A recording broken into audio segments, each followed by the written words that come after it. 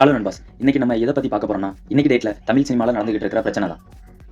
இன்னைக்கு டேட்ல இங்க என்ன பிரச்சனை நடந்துகிட்டு இருக்குன்னா, கங்குவா படத்துக்கு எதிரா ஆடியன்ஸ்ட்ட இருந்து வந்த ரிவ்யூ தான். இதுல என்ன ப்ரோ பிரச்சனை அப்படின்னு கேட்டீங்கன்னா, ப்ரொடியூசர் கவுன்சில்ல இருந்து ஒரு அறிவிப்பு போட்டிருக்காங்க. அதுல என்ன சொல்லியிருக்காங்கன்னா, ரிவ்யூங்கிற பேர்ல தனிமனித தாக்குதல் அதிகமா வந்திருக்கு. படம் பிடிக்கலன்னா பிடிக்கலன்னு சொல்லுங்க. அதுல எந்த பிரச்சனையுமே இல்ல.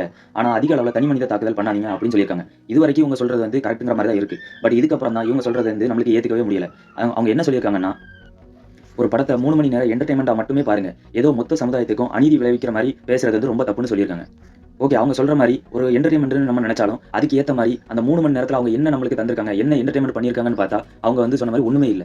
சரி, நம்மளும் என்டர்டெயின்மென்ட்டா ஒரு படத்த பார்த்தாலும், மக்கள் பாயிண்ட் ஆஃப் வியூல பார்த்தா, ஒரு ஆளு ஒரு படத்துக்கு வந்து ரூ. 200 செலவு பண்ணி வாரான்னா, அவன் அந்த படத்து மேல இருக்கிற நம்பிக்கையில தான் வாரான். ஆனா நீங்க என்ன பண்றீங்க? அவன் நம்பிக்கைய உடைக்கிற மாரி படம் எடுத்து வைக்கிறீங்க. அப்ப அவன் என்ன பண்ணுவான்? அந்த ஆதங்கத்த சொல்ல தான் செய்வான். எதுக்குன்னா, இன்னமும் சில மக்களோட ஒரு நாள் வருமானம் ரூ. 200 தான். அப்ப அது அனாமத்தா போனா, அவன் கவலைப்படுறது வந்து சரியான விஷயம் தான். அடுத்து நீங்க என்ன சொல்லியிருக்கீங்கன்னா, ஒரு ஹோட்டல்ல சாப்பாடு நல்லா இல்லாட்டினா, அந்த ஹோட்டல பத்தி மீடியால யாராவது சொல்லுவாங்களா? அப்படி சொன்னாலும் அந்த ஹோட்டல் மேனேஜ்மெண்ட் தான் சும்மா விட்டுருவாங்களான்னு மிரட்டுற மாரி கேட்டுருக்கீங்க. சார், ஒரு ஹோட்டல்ல வந்து சாப்பாடு சரியில்லன்னா, நல்லா இல்லன்னு தான் சொல்லுவான். ஏன்னா அதுக்கு அவன் காசு பே பண்ணியிருக்கான். நீங்க ஒண்ணும் சும்மா அவனுக்கு சாப்பாடு குடுக்கல.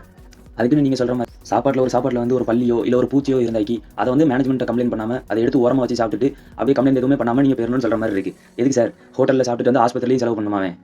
இப்ப நான் ஒரு எக்ஸாம்பிள் ஒண்ணு சொல்றேன். ஒரு புரொடக்ஷன்ல ஒருத்தன் வந்து ஒரு சரக்க வந்து புரொடியூஸ் பண்றான்.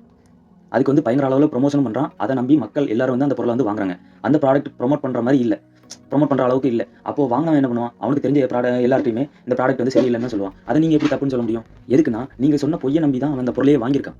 அப்போ அவன் காசையும் செலவு பண்ணியிருக்கான். ப்ராடக்ட்டும் சரியில்ல. அவனுக்கு வந்து பெரிய ஏமாற்றம். அப்போ அவன் என்ன பண்ணுவான்? சரி, அவங்களுக்கு தெரிஞ்ச ஆட்கள்ட்ட வந்து சரி, நம்மள மாரி இவங்களும் கஷ்டப்படக்கூடாது. இந்த ப்ராடக்ட் சரியில்லன்னு சொல்லிருவான்னா, அவனுக்கு தெரிஞ்சவங்கட்டலாம் சொல்லுவான். அது ஒண்ணும் தப்பு இல்ல. இந்த விஷயத்த புரிஞ்சுக்கிட்டு அந்த புரொடக்ஷன் ஹவுஸ் என்ன பண்ணியிருக்கணும்? சரி, நம்ம ப்ராடக்ட்க்கு வந்து அந்த அளவுக்கு வரவேற்பு இல்ல.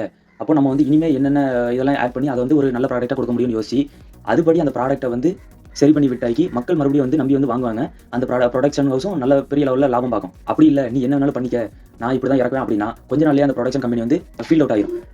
அதனால நீங்களும் கொஞ்சம் மக்களுக்கு பிடிச்ச மாரி ப்ராடக்ட்ட வந்து தயாரிங்க. அதுக்கப்புறம் ரிவ்யூவர்ஸ் எல்லாரும் 2 வீக்ஸ்க்கு ரிவ்யூ கொடுக்கக்கூடாதுன்னு தியேட்டர் ஓனர் கமிட்டில இருந்து சொல்லியிருக்காங்க. இது எப்படி இருக்குன்னா, வாழை, லப்பர் பந்து, மகாராஜா, அமரன் மாரி படத்துக்கெல்லாம் ரிவ்யூ கொடுக்கும்போது நல்லா இருந்துச்சு.